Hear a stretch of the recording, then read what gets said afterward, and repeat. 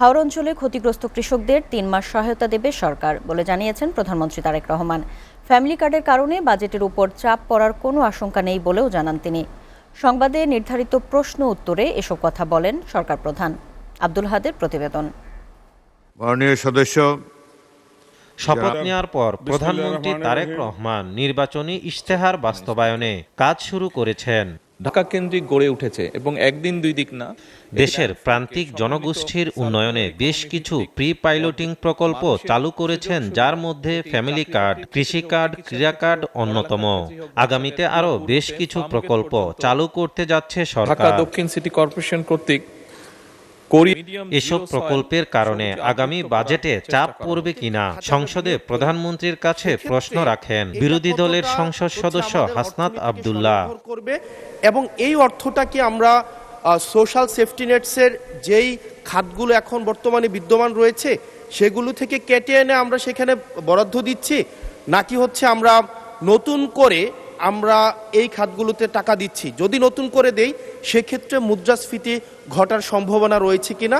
এর জবাবে প্রধানমন্ত্রী তারেক রহমান বলেন, ধীরে ধীরে কার্ড সংখ্যা বাড়বে, বাজেটের উপর চাপ পড়ার কারণ নেই, অন্য সেবার সাথে সাংঘর্ষিক হবে না বলেও জানান তিনি। কয়েকটি সুবিধা একজন ব্যক্তি পাচ্ছেন, তো সেগুলোকে আমরা কাট ডাউন করব, সবগুলোকে আমরা কাট ডাউন করব না, যেগুলো রিপিটেশন হচ্ছে সেগুলোকে আমরা কাট ডাউন করব। এভাবেই করে আমরা ধীরে ধীরে নিয়ে যাব। আর আপনি ইনফ্লেশনের কথা বলেছেন, আমরা অবশ্যই টাকা ছাপিয়ে দিচ্ছি না, আমরা টাকা ছাপিয়ে দিব না, বরঞ্চ আমরা মনে করি এতে ইনফ্লেশনটা কমে আসবে। কারণ আপনি চিন্তা করুন, যখন সে ২৫০০ টাকা পাচ্ছে, এর মধ্যে নিশ্চয়ই যারা পেয়েছে আপনি দেখেছেন যে তাদের ভিডিওতে দেখেছেন তাদের রিয়াকশনগুলো কি করবে তারা। আরেক সংসদ সদস্যের প্রশ্নের জবাবে তারেক রহমান জানান, ঢাকাকে ক্লিন এবং গ্রিন সিটি করতে ১২ দফা পরিকল্পনা গ্রহণ করেছে সরকার। ঢাকা উত্তর ও দক্ষিণ সিটি কর্পোরেশনের মাধ্যমে নানাবিধ পদক্ষেপ নেওয়া হচ্ছে, যেমন নাগরিক সচেতনতা ও সম্পৃক্ততা বৃদ্ধির লক্ষ্যে সাপ্তাহিক ভিত্তিতে জনসচেতনামূলক কার্যক্রম গ্রহণের পাশাপাশি বিশেষ পরিচ্ছন্নতা ও মশক নিধন কার্যক্রম জোরদার করার চেষ্টা করা হচ্ছে। প্রবল বর্ষণে যেসব কৃষক ক্ষতিগ্রস্ত হয়েছে তাদের চিহ্নিত করে আগামী ৩ মাসে সরকারের পক্ষ থেকে সহযোগিতা দেয়া হবে বলেও জানান প্রধানমন্ত্রী। সকল হাওর তলিয়ে যাচ্ছে, আমাদের কৃষকরা মাঠে লড়াই করছে।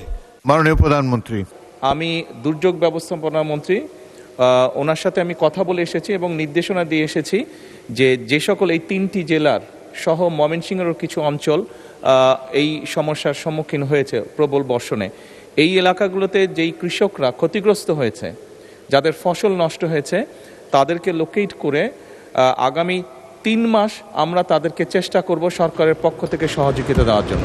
এদিকে সংসদ লবিতে অসুস্থ হয়ে পড়া জামায়াতের সংসদ সদস্য সাতক্ষীরা ৩ আসনের হাফেজ মোহাম্মদ রবিউল বাশারের শারীরিক অবস্থার খোঁজ খবর নেন প্রধানমন্ত্রী তারেক রহমান। আব্দুল আহাদ, এসটিভি, ঢাকা।